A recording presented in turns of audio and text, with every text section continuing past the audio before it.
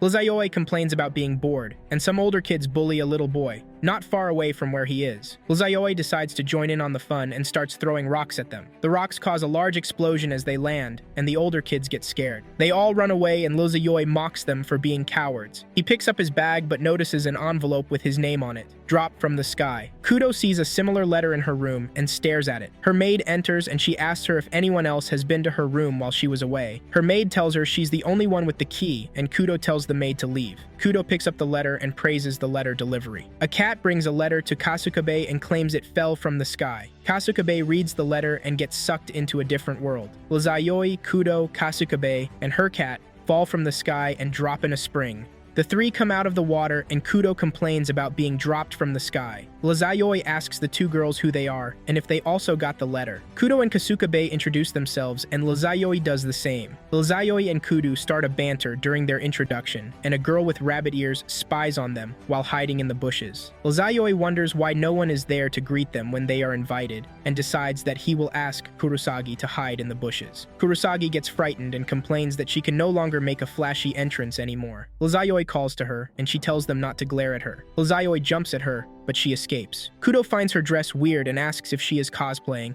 Kasukabe chases her as they jump around on trees. Kudo uses her power to command birds to stop Kurosagi, and Kurosagi drops to the ground. The three surround Kurosagi and ask if she is a rabbit-human hybrid. They grab her ears and wonder if they are real. Kurosagi screams, and after a while, they let go of her ears. They ask her to tell them what is going on, and she welcomes them to Little Garden. She tells them that they have been invited to her world to participate in the auspicious gift games. She says that the three of them are not normal humans, and their abilities are gifts from various deities, demons, spirits, and stars. She tells them that they will put those gifts at stake in a competitive game, and Little Garden was created for such games. Kudo asks if they will have to always stake their abilities, but Kurosagi tells them that they can stake other things such as money, property, privileges, honor, or people, and the greater their stake, the greater their prize. She tells them that they must meet the conditions that the hosts present and win the game before they can earn prizes. She explains that a host can be anything from a deity to a local store owner,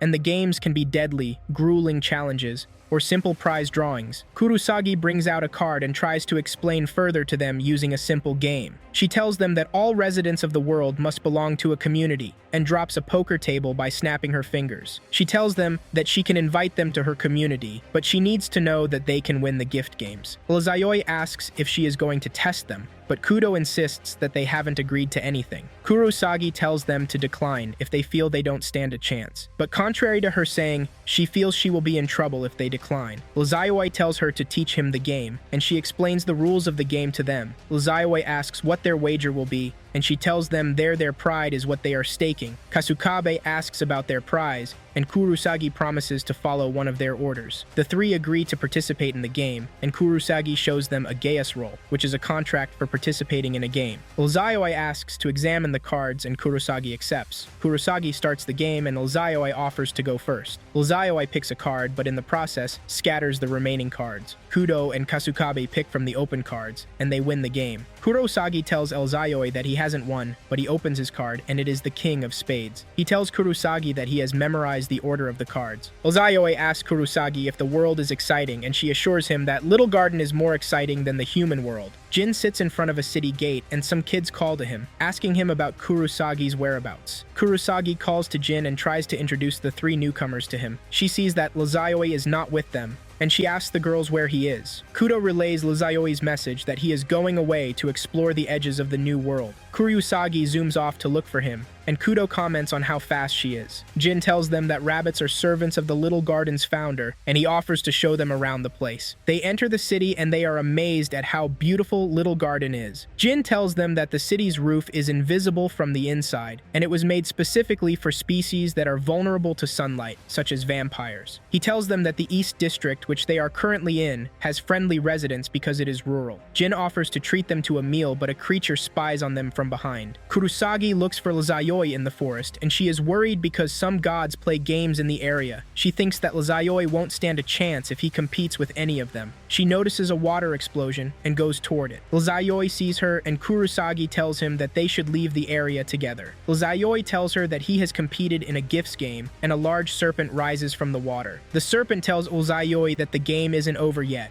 and Kurosagi recognizes the serpent as a water god. Lizayoi says that the serpent challenged him, and he wanted to see if the challenge would be worth his while. The serpent tells him that if he survives its attack, then he wins. But Lizayoi says that a duel isn't over until someone loses. The serpent launches a tornado at Lizayoi, but he punches through it. This surprises both the serpent and Kurosagi. Lizayoi leaps up and kicks the serpent in the face, knocking it out completely. Kurosagi is shocked that humans can defeat a god, and she acknowledges Sagami's strength. Kudo and Kasukabe order food, and the waiter also replies to the cat's order. Kasukabe expresses her fascination with Little Garden to her cat, and Kudo is shocked to know that she understands animals. Kudo commends Kasukabe's ability, and Kasukabe asks if she also has the same ability because she controlled birds earlier. Kudo says she didn't control the bird, but a strange man sits at their table and calls Jin the leader of John Doe, the weakest community in the Eastern District. The man introduces himself to the girls as Guard Gasper, the leader of the Forest Gallo community. Kurosagi receives a water tree sapling as the prize for the duel and shows it to Elzayoi. She thanks Elzayoi because they won't have to buy water from other communities. Elzayoi tells Kurosagi that she is hiding something important from him and asks why she needs to summon them to Little Garden. Elzayoi grills Kurosagi on why they were summoned to the Little Garden. Elzayoi implies that her community is weak, and Kurosagi trembles in silence. Elzayoi acknowledges her silence as consent. Jin tells Gasper that he is not in favor of him joining their table, but Gasper says he is there for the ladies, not him. Gasper asks the ladies to join his community, along with Kurosagi. Kurosagi admits to Lizayoi that her community is in a grave situation. She tells Lizayoi about the size of communities and the procedures taken for a community to become active. She says her community's banner was placed all over the Eastern District, but several years ago, a much larger power brought them to ruin. Gasper narrates the story of the John Doe community's downfall, and Kudo asks if such a large organization can be brought down in a single night. Gasper says it is not much of a challenge for the Demon Lord, the most powerful evil genius in Little Garden. Gasper explains that no one can decline a request for a gift game by the Demon Lord, and Jin had his community forced to participate in the game, which destroyed his community. Kurosagi tells Lizayoi that the Demon Lord had their name and banner taken from them after they lost the game. She says all their core members are gone, and the only ones that participate in gift games are Jin and herself. Their remaining members are all children of 10 years or younger. Lizayoi mocks her, saying they're on the verge of extinction. Kurosagi tells him about their struggles, but Lizayoi asks why they didn't just make a new community. Kurosagi disagrees and says they want to keep a place for their friends to return to. She says they dream of the day they will defeat the Demon Lord, reclaim their name and banner, and rebuild their community. Therefore, they need strong players like Elzayoi on their side, and she begs him to help her community. Elzayoi thinks that the idea of defeating the Demon Lord is cool, and he agrees to help Kurosagi. Kurosagi's blue hair turns pink, and she thanks Elzayoi. Kudo asks Gasper if he wants them to join his community, rather than a powerless community like John Doe, and Gasper agrees. He tells them about his community's exploits and dominance in the district. Kudo and Kasukabe refuse to join Gasper's community and insist that they are already in Jin's community. This comes as a shock to both Jin and Gasper asks why they have refused his offer. Kudo tells him that she doesn't want to walk into another blessed environment after abandoning her perfect life in the human world. Gasper stands up in anger, but Kudo suppresses him with her powers and tells him to answer her questions. Kudo asks Jin if it is common for communities to wager their banners during games, and Jin tells her that it happens when there are no other choices,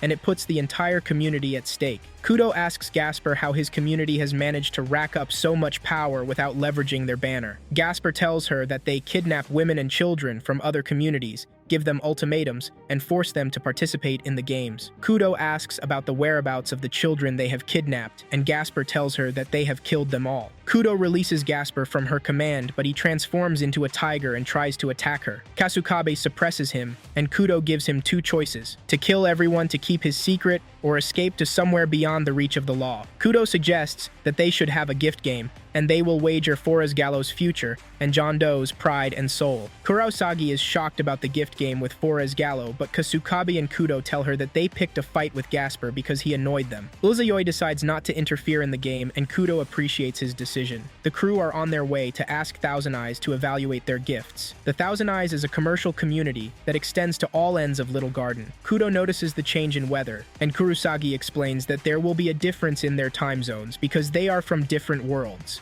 They approach the Thousand Eyes building, and a lowly Shiroyasha runs to Kurosagi to embrace her. Kurosagi throws him away and Lezayoi catches him with his foot. In the building, Shiroyasha introduces herself and tells them about gates, which signifies rank in Little Garden. The smaller the number, the closer to the center of the city, and the stronger the residents. Lezayoi asks Shiroyasha if he is stronger than the sea serpent, and she says she is because she is the floor master of the east. Lezayoi, Kasukabe, and Kudo decide that they will be her opponent, and Shiroyasha accepts their challenge. She asks if they want a challenge or a duel, and she teleports them to a different dimension. She tells them that she is the Lord of the White Night and the Spirit of the Midnight Sun, one of the demon lords of Little Garden. She asks them again if they want a challenge or a duel, and Lezayoi gives up. Shiroyasha suggests that they proceed to the game, and she points at a griffin as their opponent. She says she will have the griffin test their strength, wisdom, and courage, and the condition for winning is to ride the griffin and fly around the lake.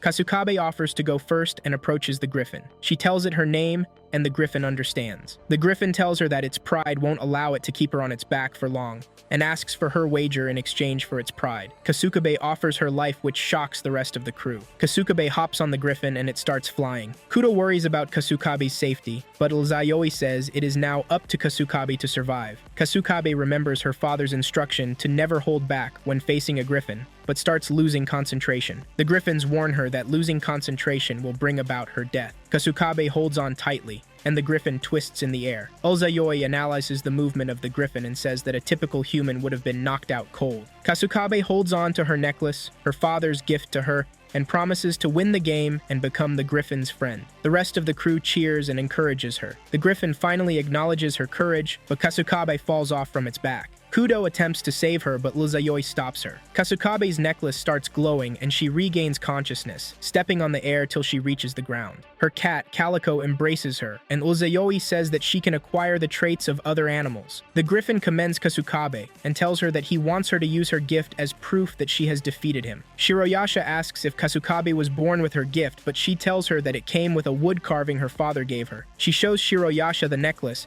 and she recognizes the carvings as a circular evolutionary tree. Kurosagi asks Shiroyasha to evaluate the game, and she agrees. Shiroyasha gives the Kasukabe, Kudo, and Lezayoi gift cards, with which they can store their gifts and see their names. Lezayoi says his own must be rare because it is unknown. Shiroyasha is shocked that Lezayoi got a gift that not even a gift card can identify. She wonders how long they can keep their composure after seeing the Demon Lord's trail. They arrive at Jondo's community and see that it is all in ruin. Lezayoi asks when the game with the Demon Lord happened, and she says 3 years ago. Lezayoi assumes that it must have been over 200 years, judging from the remains of the place. The Demon Lord bites Gasper in the neck, and he collapses. She says that she has given him the demon's gift, and it is up to him how he decides to use it. Kurosagi plants the water tree sampling, and it brings forth a water fountain. Jin comments that they can now expand the community without participating in any gift games. Kurosagi relaxes in a hot bath and complains about how tedious the day has been because of the new members. Kudo asks her if she's trying to make them feel guilty, and Kurosagi disagrees. Kudo says the hot bath is thanks to the kids, and Kurosagi tells her that it is customary for those who do not participate in gift games to assist the players who can. Kudo says that she thought the gift games would just be a fun pastime, but she will have to be more careful due to the trouble in the communities. She asks Kasukabe about her opinion, and she says she just has to keep winning to make the people in the community happy. Kurosagi agrees with Kasukabe and adds that no one can become a top player without enjoying the games. Kurosagi tries to have a girl talk with the girls, and she asks them about their hobbies and homes. Kasukabe flatters Kurosagi about how her hair can turn pink. A group of people sneak around the community's building, but Lezayoi catches them. He throws a tiny rock at them, which causes a large explosion and wakes up Jin. Jin comes outside and asks Lezayoi what is going on. He tells Jin that Forest Gallo sent some sketchy people over, and the people comment on how strong Lezayoi is. They beg Lezayoi to help them crush Forest Gallo, but he disagrees. They explain to him that the Forest Gallo kidnapped their members, but Lezayoi tells them that the hostages are already dead. Lezayoi assures them that Jin will help them take revenge on the Demon Lord, and Jin screams in surprise. Kasukabe and Kudo try out outfits that Shiroyasha had picked for Kurosagi. Kudo finds a dress she likes, and she decides that she will wear it to the gift game the next day. Jin argues with Lezayoi about his previous actions. Jin warns him that other demon lords might come for them if people start spreading the word about them. Lezayoi likes the idea, but Jin says that they need time to win gift games and let the community regain its power. Lezayoi says Jin disappoints him, and there is no way they aren't going to regain power through gift games. But the important thing is to defeat the demon lords. Elzayoi says there is no symbol for their community, and that's a huge disadvantage. He says what Jin needs to do is shoulder the burden and go beyond his predecessors. He says that since they don't have a name or emblem, all they can do is sell the leader's name, Jin Russell. Elzayoi says their victory in the gift game will not only attract the demon lords, but also those who stand against them. He says they need some tough guys who can somewhat stand a chance against him since they are lacking in numbers. He says they will be more useful than Jin's comrades who vanished after the community's downfall. Jin tells him that one of the comrades is owned by an executive of Thousand Eyes, and she may be going to be the prize for an upcoming gift game. The three girls ask what is going on between the boys, and Elzayoi says they are both having a man-to-man discussion. Elzayoi whispers to Jin that he will get his old comrade back if he wins the gift game the next day. Jin promises to win, but Elzayoi says he will leave the community, and he enters his room. Gasper turns into an unstable monster and kills one of his minions. Tree branches start covering the castle, and the demon lord observes from above. She says that the stage is set and wonders how Jin's community can overcome the game of madness. The players arrive at the castle and they see that it is a jungle. One of the tree trunks traps Calico, and Jin notices that the tree is a demon's gift. Kudo calls their attention to a Gaius roll, which says that the condition for victory is Guard himself, and they have to defeat him with designated weapons. Kurosagi explains that they cannot use their gifts to defeat Guard, and they must only use designated weapons in the area. Kasukabe notices through the help of her canine friends that there is no one else in the environment, and she tells the others. Jin says he hasn't found any hints or weapons, and Kudo suggests that they take a different approach. Kasukabe finds the castle and they open the door. Kudo says that the jungle wasn't an ambush and wonders what Guard is up to.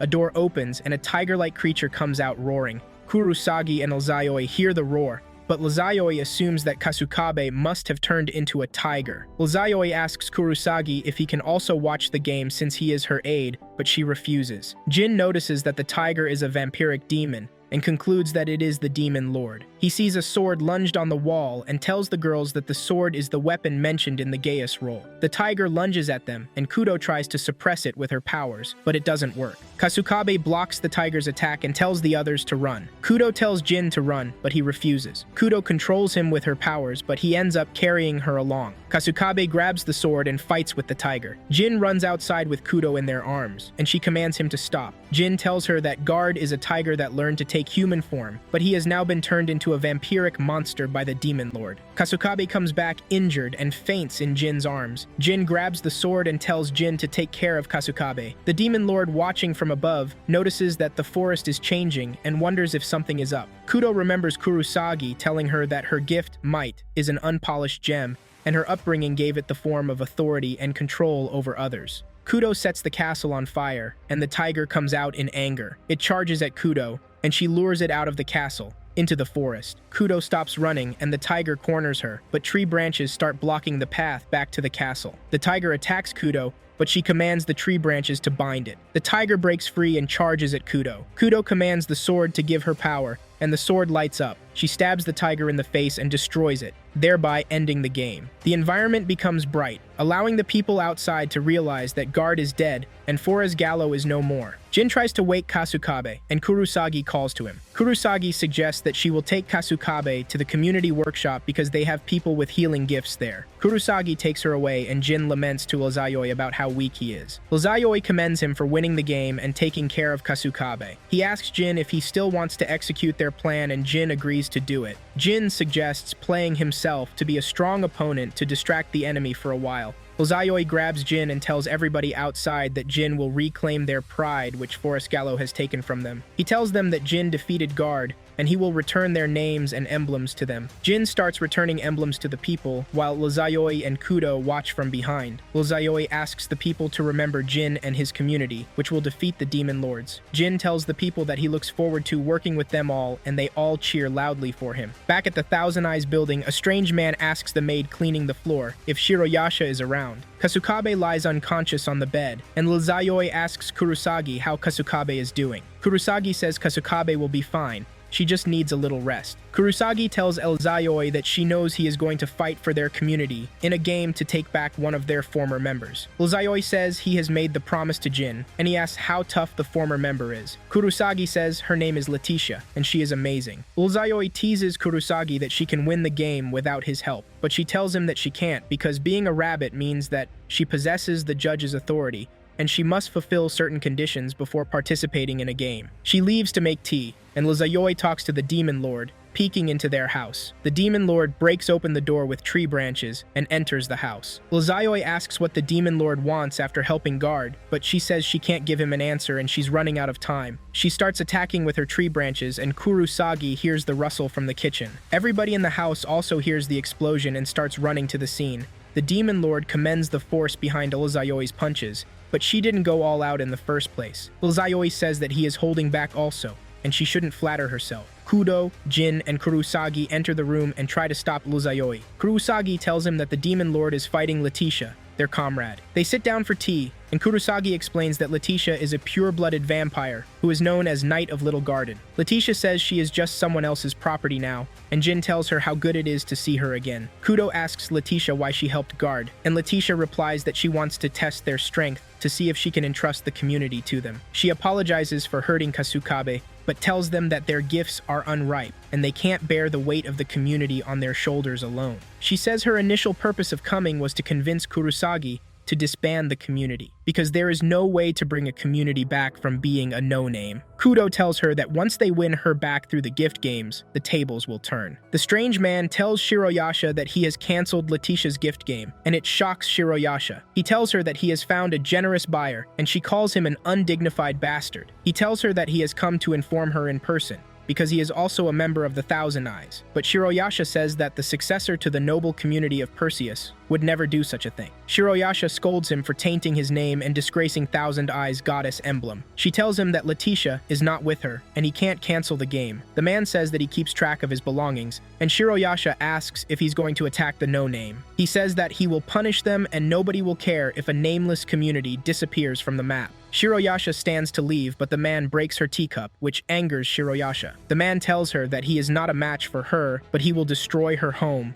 before she can get to him. Leticia tells the no-name community that the gift game has been cancelled, and they are disappointed. Kudo asks if they can just hide Leticia in their home, but Leticia tells them that it is impossible because her master knows where she currently is. She tells them that they might have to face the entire Thousand Eyes community. Elzayoi asks Leticia for a duel so that she can test his power. Leticia proposes a game, and the rule is to throw a lance at each other and keep catching it until the other fails. Leticia imbues the lance with her power and throws it at Elzayoi. Elzayoi punches the lance back at her, and as it comes to her, Leticia realizes that Elzayoi's strength is valid. She closes her eyes in the hope of getting hit by the lance, but Kurosagi moves her away from the lance's path. Kurosagi removes Leticia's gift card and sees that all her gifts are gone. They ask Leticia why her powers are gone, but a large light in the shape of a tornado approaches Kudo. Kurosagi calls it Gordon's gaze and tells Kudo to move out of the way. Kudo can't react fast enough, but Leticia pushes her out of the way, gets hit by the light, and turns into a statue. The community of Perseus approaches them with their winged sandals, and Elzayoi remembers their description according to the legend. Perseus community picks up Leticia's statue and decides to leave, but Kurosagi asks what they plan on doing with Leticia. They tell her that she is theirs, and they are selling her to an area outside Little Garden. Kurosagi says that vampires can't receive light from any other place, aside from Little Garden, but they insist that their leader already made the decision. Kurosagi gets upset and starts glowing. She calls to Vajra, and her weapon appears. The Perseus community recognizes the weapon as Ingra's weapon, but they speculate that it must be a replica. She tries to throw the weapon at them, but Elzayoi yanks her hair, causing her to miss her target. Elzayoi says she should stay calm because they are up against the Thousand Eyes, and he can't allow her to have all the fun because he has been holding back. Jin notices that the Perseus have disappeared, and Elzayoi says they used their gift of invisibility. He says that they only have business with the leader, and asks Jin to take care of Kasukabe. Kudo encourages Kurosagi to come with them to save Leticia. The Perseus leader seems to like rabbits, and starts flirting with Kurosagi. Kudo and Elzayoi keep going back and forth about Kurosagi's body belonging to them and how she isn't for sale. The Perseus leaders laugh at them, calling them a comedy community,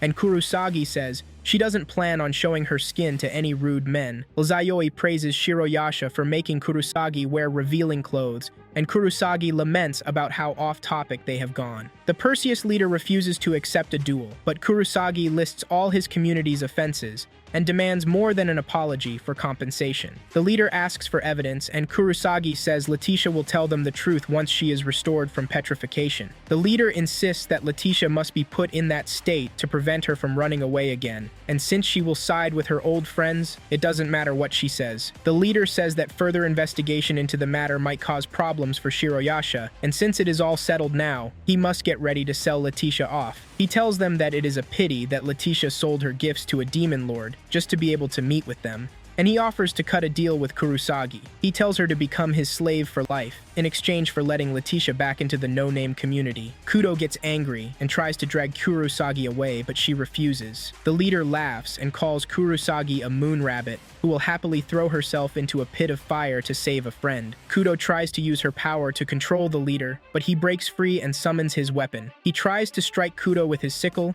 but Lzayoi stops it with his finger and pushes him back. Shiroyasha stops them from fighting, but the Perseus leader blames Kudo for starting it first. Kurosagi apologizes to him and tells him that they will consider his request and give him a response in time. The leader gives them a week and leaves. Lzayoi says the leader is hardly leaving to his name, but Shiroyasha tells him that the Perseus community used to be noble, and they held legendary, dignified gift games and were known all over Little Garden. Kudo refuses to let Kurosagi become someone else's property. Kurosagi says she wants to repay Leticia for sacrificing her gifts just to meet them, and asks Kudo if there is no point in sacrificing something for a comrade. Kasukabe enters the room and offers cookies to them. Kudo and Kurosagi apologize for screaming at each other, and Kasukabe asks if there is any other way they can help Leticia without losing Kurosagi. Kurosagi tells them that and she narrates the legend of Perseus defeating the monster, Gorgon. She says the community is open to any gift game request from the lowest levels that pertain to the legend, and if they win the game, they can get Leticia back.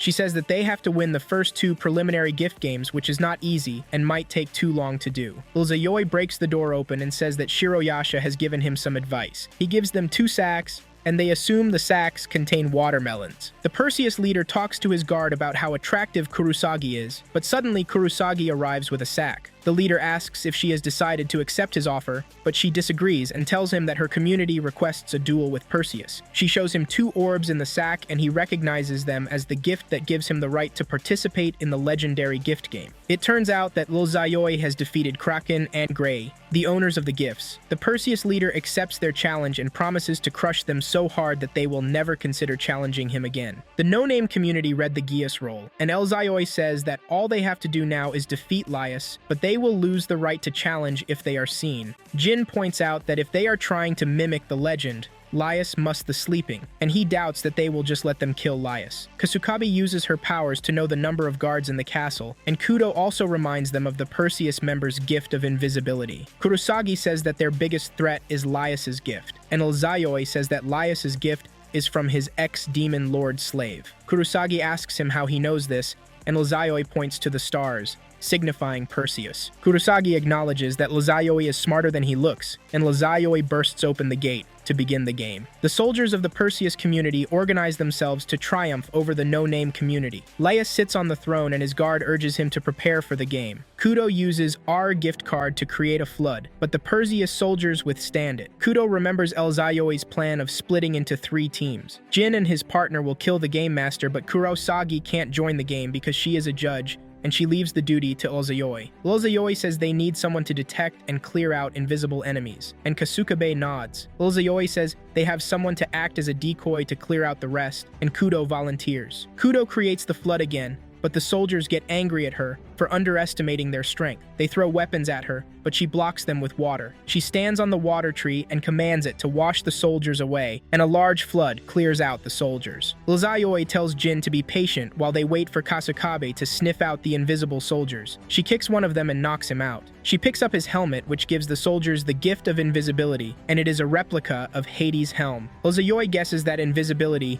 is the key to winning the game, but they won't be able to get to Laius undetected without securing another helmet. Kasukabe offers to get another helmet, and Lzayoi appreciates her for her help. Lzayoi tells Jin to hide, and he turns invisible by wearing the helmet. Some Perseus soldiers try to attack Kasukabe, but Lizayoi defeats them all in a jiffy. Lizayoi asks Kasukabe if she has found anyone else, but she says she hasn't because everything else is too loud. But she gets hit by an invisible soldier. Lizayoi can't detect the soldier, and he wonders if it is the real helm of Hades. Lizayoi picks up Kasukabe so that they can retreat, but the invisible soldier attacks them again. Lizayoi thinks that since he can't feel the soldier's presence, he'll just blast everything away. Kasukabe looks at her necklace and gets an idea. She stands and starts to use echolocation. She tells Lizayoi the soldier's location, and he punches the soldier into the wall. He turns out to be Laius's guard, and he congratulates them for defeating his gift. Lizayoi calls to Ji, tosses him the helmet, and they decide to go find Laius. Kurosagi stands alone in an area, wishing that everyone is safe, but suddenly starts laughing. Jin appears and tells Lizayoi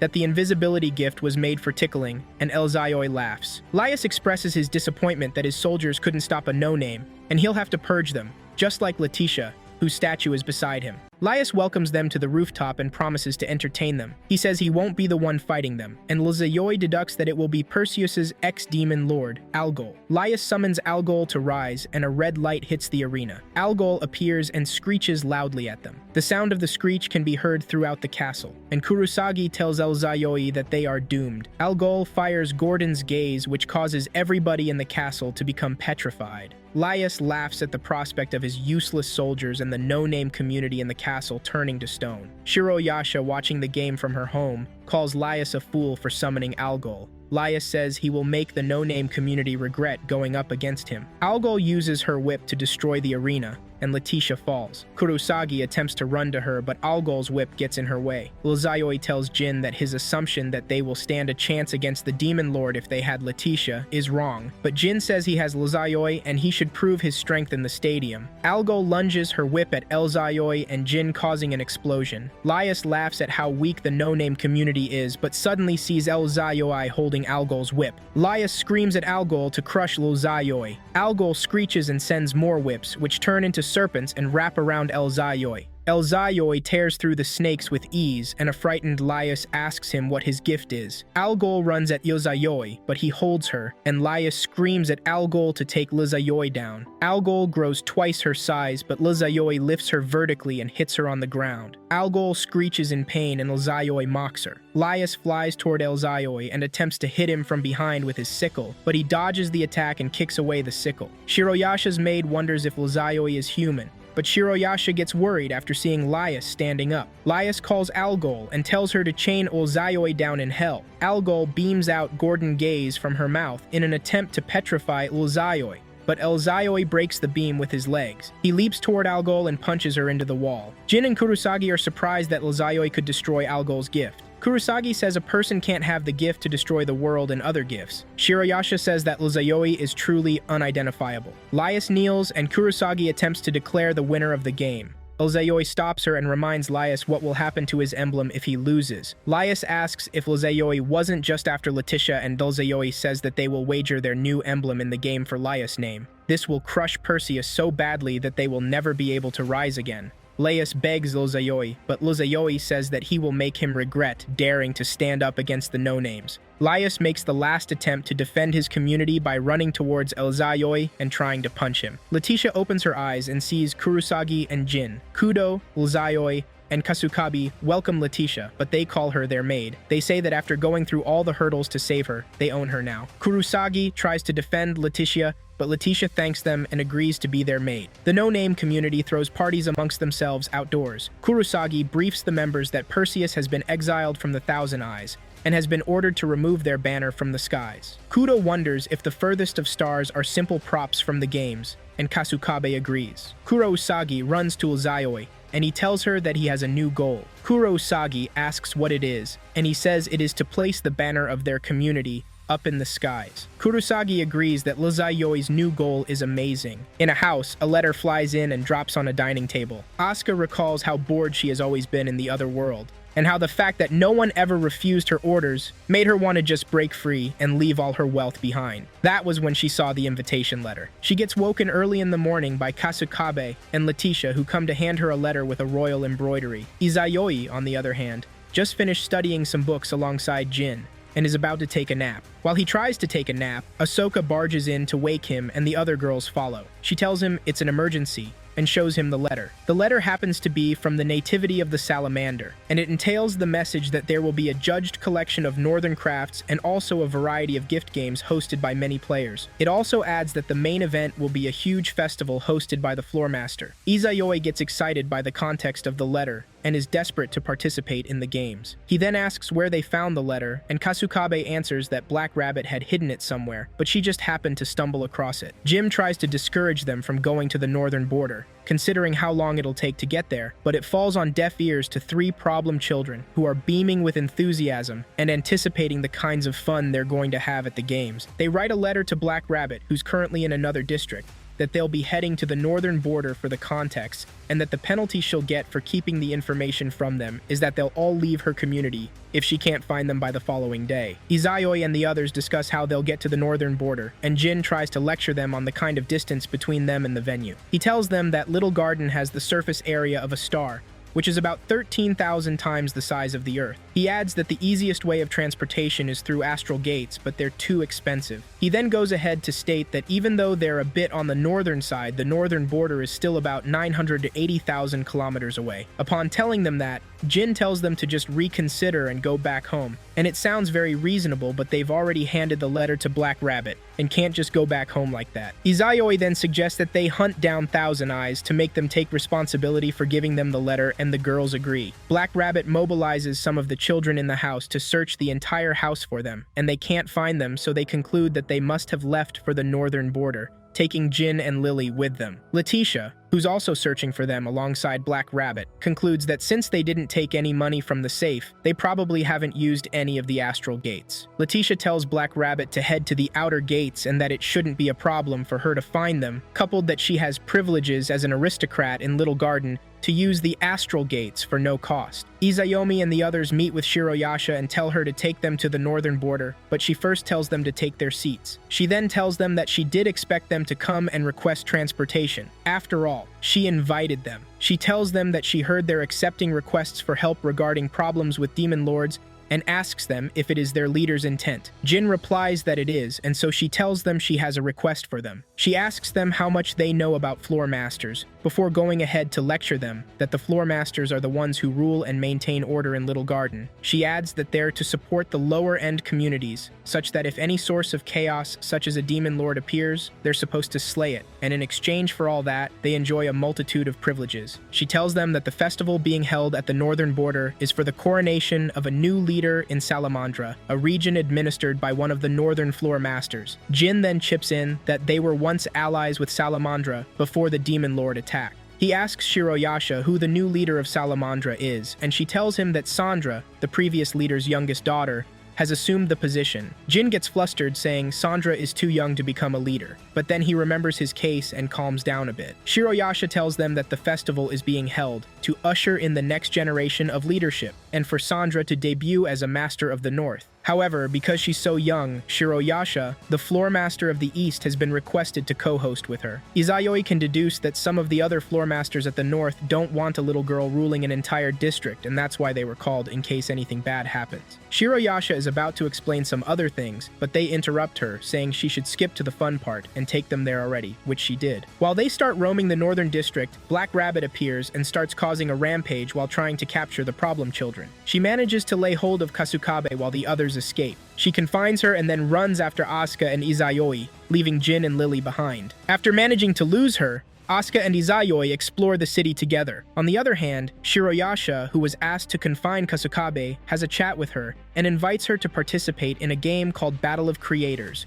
which she agrees to. Black Rabbit catches up to Asuka and Izayoi and manages to confine Asuka, while Izayoi tries to escape again. Determined not to let him escape again, she dashes after Izayoi, causing a form of commotion with the townspeople. Izayoi compliments her for keeping up with him, and then publicly challenges her to a game to entertain the nearby watchers. He tells her she won't have to wager anything, but he'll do any one thing for her if and only if she can catch him. She disagrees, saying there's no excitement in an unfair fight, so she'll prefer a game with even stakes. She then changes the condition for her stakes to him being able to request one thing from her if she can't catch him too, and he agrees to it. The conditions of the game appear, and it indicates that either of them can win by tagging the other player with the palms of their hands, and the loser has to follow one command given by the winner. A coin is then tossed to mark the beginning of the game. Asuka, on the other hand, takes a stroll around the city with Leticia and Lily, who are currently confining her. Then they discover a rare small spirit wandering around alone. Upon noticing them, it gets scared and flies away, and Asuka runs after it. Leticia then instructs Lily to go back with Jin while she goes after Asuka. Black Rabbit seems to have just about the same speed as Izayoi, so it gives him quite the issue while trying to cover up the distance between them to tag her. He therefore tries his best to keep her within his sight, knowing fully well that she has a special connection to Little Garden and will overturn the table on him if he loses sight of her. He gets super destructive in the process, and at the end of the day, they both touch each other at the same time, ending the game at a draw. Little did they realize that they were already surrounded by the military police of Salamandra. The Battle of Creators commences, and Kasukabe puts up an incredible performance, defeating every opponent she's faced with. Shiroyasha announces Kasukabe as the last finalist from the no-names, and calls on her co-host, Sandra Doltrake, to announce the rules for the next day's game, which is being held in honor of her coronation ceremony. Izayoi and Black Rabbit are made to stand before Sandra, the new ruler of Salamandra, for the destruction they caused to the city. Sandra greets them all and thanks them for participating in the nativity of the salamander. She adds that there miraculously was no casualty from the ruckus they caused around the city, and since Shiroyasha has agreed to pay for all the damage, she'll turn a blind eye to the case. Some of the guards are unsatisfied with her response, but they have no choice but to follow the orders of their ruler. She dismisses the guards and then rushes in enthusiasm to embrace Jin and Lily, her old friends. While Sandra discusses with her old friends,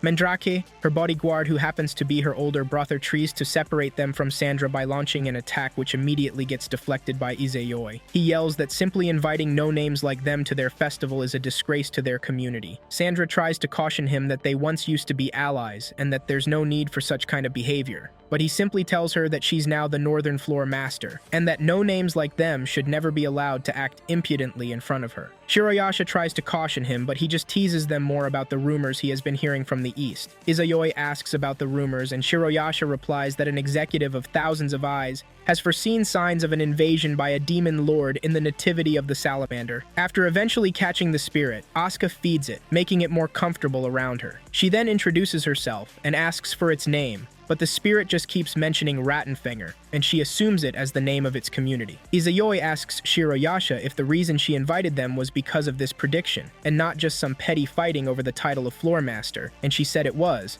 and that they accepted her request without acting for details. He afterward asks her how sure she is about the prediction, and she tells him it's accurate because it was given by Laplace's demon, the one that foresees everything. Shiroyasha goes ahead to say that all it states is that a demon lord will attack, but it doesn't state who's behind the attack. Izayoi chips in and adds that Laplace's demon knows who's behind the attack but cannot tell them the name, on the speculation that the culprit is so powerful that his name cannot even be uttered. Flustered, Jin asks if another floor master could have joined forces with a demon lord, but Shiroyasha responds saying they can't be sure yet, but that other floor masters were hesitant about Sandra's nativity. They then discover how strange such an occurrence is, based on the fact that the floor masters, who are supposed to defend the weaker communities from the demon lords, are trying to team up with them. Sandra beckons on Jin and his friends to help them defeat the demon lord, and they agree to it. Shiroyasha tells them not to worry, and that she, the strongest floor master,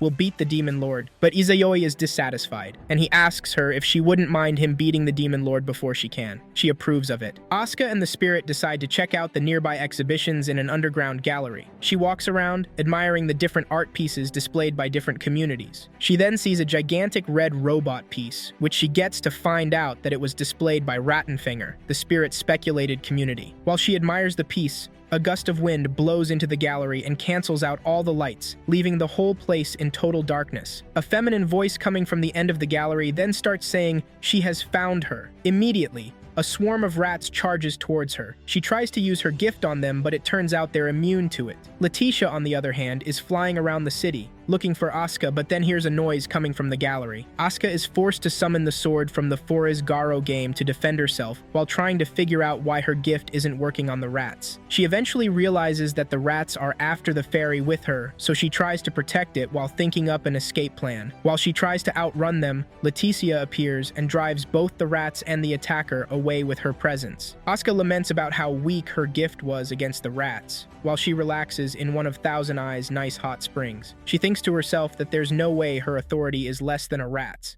and then she concludes that they must have been controlled by someone much more powerful than herself. She also recalls the time Luios was able to break free from her command, but she eventually concludes that she has to get stronger to survive in Little Garden. Black Rabbit and Shiroyasha noisily join Asuka in the pool, and they all have some girl talk. Lily and Leticia join them, and Shiroyasha announces that she has to tell them about the prediction about the Demon Lord attack, which makes Asuka conclude that it was worth coming to Little Garden. Heading out of the spring, the girls meet up with Izayoi Jin, who had both just used the male hot spring too. Shiroyasha calls them all for a brief meeting and requests Black Rabbit to referee Kasukabe's game the following day, and she agrees. Kasukabe asks Shiroyasha who she's going to be battling against, and she tells her one of her opponents will be from Rattenfänger. While Asuka gets alerted about the community, Izayoi can deduce that the person Kasukabe will be up against will be the Pied Piper of Hamelin. Shiroyasha reveals that the Pied Piper of Hamelin was a community that used to work under a demon lord who led a community called Grim Grimoire. She goes on with the story and then asks how Rattenfänger relates to the Pied Piper. Jin answers and narrates the tale about the Pied Piper, and Asuka realizes the connection between him and the enemy she encountered earlier. Asuka looks at the little spirit that is sleeping on her lap and wonders if it's a subordinate of a demon lord. The next day, Black Rabbit does her necessary introductions, while presenting herself to be the referee for the day, with the crowd cheering her on. Asuka, who is seated in the same box with the salamandra representatives, and her other friend stares down at her little spirit friend and finds it hard to believe that she's an ally to a demon lord.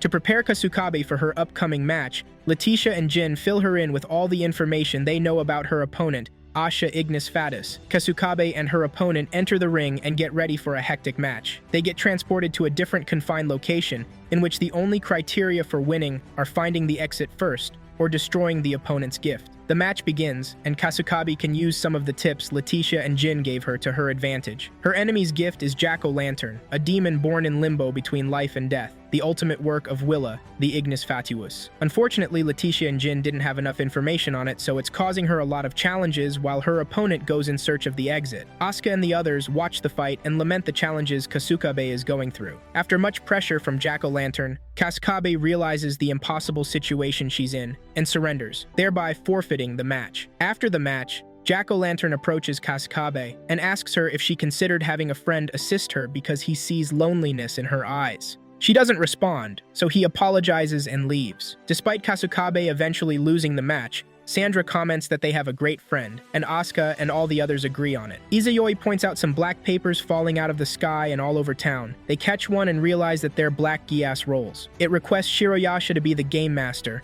and states that all communities present will participate. It states that the hostmaster's condition for victory is unconditional surrender, or death of all players. It states the player's condition for victory as breaking the false lore and exposing the true legend. Upon realizing that their town is under attack by a demon lord, the townspeople panic and scream in despair. Before the rules of the game, Shiroyasha gets sealed within an orb of black mist, which restricts her from participating in the game. The mist sends everyone around her flying, and Asuka gets caught by Izayoi, who lands her safely. Above the arena, approach some members of the Pied Piper of Hamelin. Izayoi tells Jin to take care of Shiroyasha and handle the panic in the city while he charges towards the enemies. Hoping to find the Demon Lord, Izayoi randomly picks one of them and starts attacking him. The enemy manages to break free from his attack, and he uses a form of shadowy attack to hold Izayoi down, while he sends his partner down into the city. Leticia battles against another powerful enemy, and Sandra comes to fight alongside her. Mandrake and the city police try to lead the townspeople to safety, and Black Rabbit supports them. A flute is heard, and then some of the townspeople around get possessed and start attacking everyone around them. Shiroyasha, who is confined to a spot by the dark mist, tells Asuka, Kasukabe, and Jin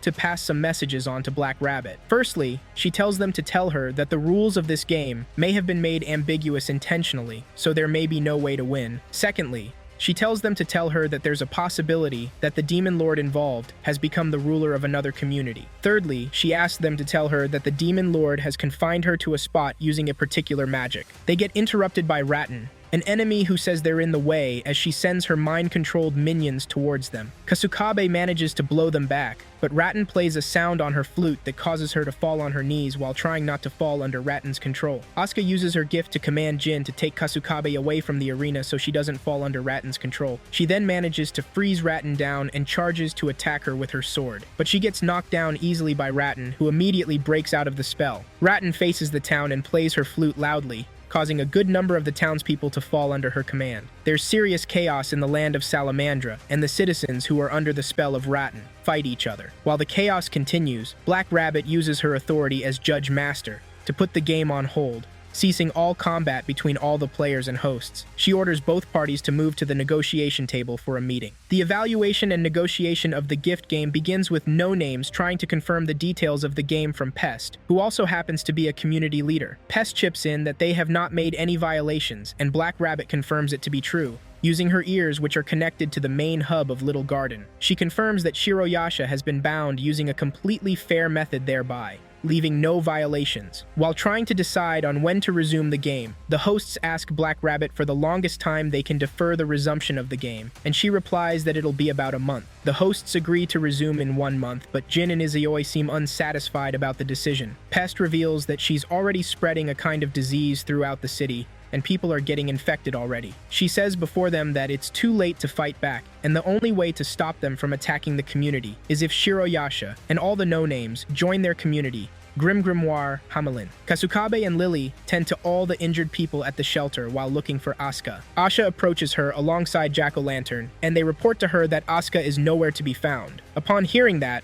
Kasukabe gets worked up and almost loses her balance. Jin asks Pest if Grim Grimoire is a new community, and she declines to answer, but Izayoi can deduce that they're a new community and need manpower, so that's why they're trying to get the no-names to join them. Jin tells them that the Black Plague takes at least 2 days to display its symptoms, so if they resume the game in a month, they will probably be dead already. Understanding that the community is desperate for more manpower, Izayoi bends the rules to allow Black Rabbit to participate, and they conclude that the game will resume in a week. Asuka is woken up in an underground cave by the little spirit fairy, and she discovers Dean, the big red robot made by the Rattenfänger beside her. She notices a lot of tiny faint lights all around the cave, and they begin to call out to her. They introduce themselves as the 130 spirits of the children who died at Hamelin, and tell her that they want to give Dean to her, and that she should use it to put an end to the false fairy tale of Rattenfänger. They proceed to tell her about the true legend of Rattenfänger through a game with conditions stating that she has to bring Dean under her control with her gift. She asks them if she'll be able to defeat the enemies with their gift, and they respond that if it obeys her, it will bring her victory. She accepts the challenge. It's been 4 days since the meeting, and the citizens of Salamandra are falling sick due to the plague Pest put on them. Ratten jubilates as to how perfectly their plan is going, before she tells Pest about the risks they're putting themselves in. She tells Pest that she's hosting a gift game as a demon lord, and that many communities will eventually target her. She adds that Pest will have to fight them one after the other,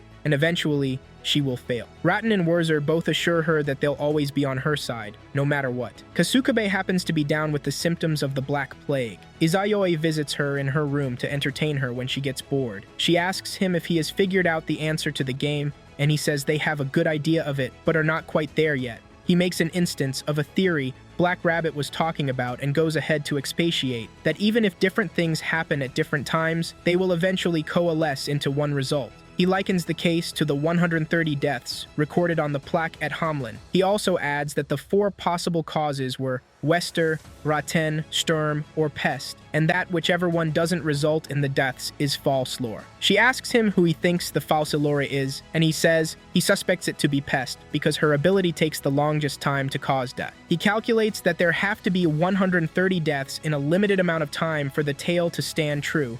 Remember that the Black Plague once occurred in the 14th century after the Little Ice Age due to the weakening of the sun and that Shiroyasha has control over the sun's activity. He realizes that the prerequisite for the game will not be met if she joins the game, since the Black Plague, which is a necessary part of the game, will not be able to occur when the sun is active. Izayoi also recalls the stained glasses depicting the Pied Piper of Hamelin scattered across the town in the story. Following the riddle, they should break all the stained glass except for the one that depicts the true legend behind the Pied Piper. On the day of the game, Izayoi and the others scatter around Salamandra, breaking stained glasses of the false lore. The Grim Grimoire of Hamelin summons the village of Hamelin in a panic, changing the locations of the stained glasses and doubling their powers. Wesser, with his divinity activated, tries to take on Izayoi. Black Rabbit and Sandra fight hand in hand against Pest, while Jin and the others fight against Ratten, who summons a lot of Sturms, her destructive ceramics figure, her ceramic monsters. Just as a Sturm is about to attack Jin and Lily, Asuka saves them with Dean at her command. During the battle against the Demon Lord Pest, Izayoi has a clash against Wurzer with his divinity activated. Wesser possesses tremendous physical ability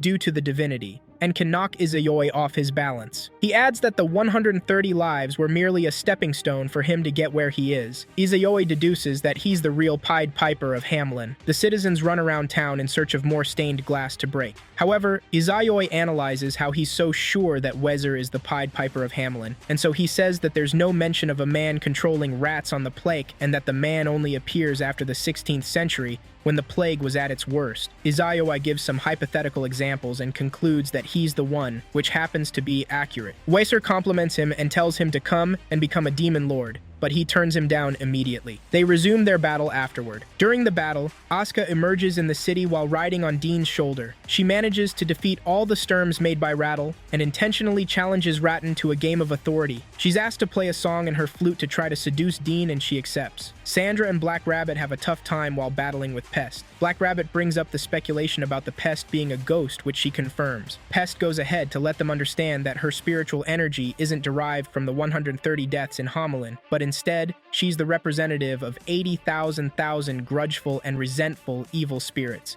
They resume their battle afterward. Izayoi and Wesser go on with their clash, but it seems boring. To rile things up, they both decide to go all out and enjoy the battle a little bit more. Listening to the melody of the song Ratten plays, Asuka praises her musical ability. Upon discovering that her ability had no effect, Ratten accepts defeat and fades away. Asuka and Dean head towards the Demon Lord afterward. Just when the fight gets so intense and Izayoi starts enjoying the battle, Wesser loses his ability to fight, so he accepts defeat and fades away. Upon realizing that her partners are dead, Pest claims she'll take only Shiroyasha and kill everyone else. She releases a toxic plague to the city, and the people start collapsing as a result. Moving to meet up with the others, Asuka arrives just in time to save Kasukabe from the deadly mist Pest released upon the city. Regrouping with his team members, Izayoi rescues Black Rabbit from an attack Pest fires towards her. Black Rabbit devises a plan and takes a moment to give Asuka a gift card to inform her of her plan. Izayoi, on the other hand, has fun exchanging blows with Pest while buying time for their trump card. Sandra comes to join in the attack, and then Black Rabbit. They seem to give Pest no form of struggle as she brushes all of their attacks away easily. Pest launches a deadly attack at Black Rabbit, but Izayoi deflects it right before it gets to her. She fires another deadly attack that sends the three of them flying. After fighting with the Demon Lord for a short while, Black Rabbit reveals her gift card and transports everyone present to the moon. Black Rabbit uses her card to use the sun's rays of light to cancel out the attacks Pest fires at them and to weaken her. Pest is launched into the sky by Izayoi, and Asuka reveals herself by equipping Dean with the Spear of Indra, which was given to her by Black Rabbit earlier. Pest tries to run, but Sandra uses a kind of spell to hold her down. Dean launches the spear and eliminates Pest, thereby ending the game. Shiroyasha addresses the people of Salamandra and commends them for fighting well. She also apologizes for not being able to join them in the battle, despite acting like she has all the power in the world. She hands over the last words of the speech to Sandra by inviting her to address her people. Sandra announces their victory in the game, and the people jubilate. Returning to Rattenfanger's location, Asuka is thanked for freeing the 130 souls. Before returning to their original world, the fairies decide to tell Asuka about the last possibility of the Pied Piper of Hamelin tale, where their desire to build a community of their own had led them to Little Garden. They narrate that they sang as they headed to the new land, following the Wesser. They add that they played the pipe to make a community of their own. Slowly disappearing, they then entrust Dean and their 131st friend, Asuka's fairy friend, to the young girl. Asuka names the fairy Maroon, saying she's the one who carries the true lore of the Pied Piper of Hamelin. They then return to the No-Names. Looking over the community's fields, Asuka asks Marin if she'd be able to restore the land and make it fertile. Being told that she can't without something to base it on, Asuka and the No-Names then begin searching for something usable on Earth. Izayoi approaches Mandrake that he's aware they're the ones who invited a demon lord to their festival. He tells him that he's lucky the only casualties are from Salamandra. If not, he'd have destroyed them all, including Sandra. With no excuse for the actions, Mandra then lets Izayoi take his life in exchange for Sandra is kept unknown. But Izayoi tells him that he would rather want Salamandra to be the first to aid them in their time of need instead. At the No-Name community, everyone attempts to re-fertilize their land with the help of Maroon and Dean. Amid happy toil, a letter floats down before Izayoi with a mysterious seal on top.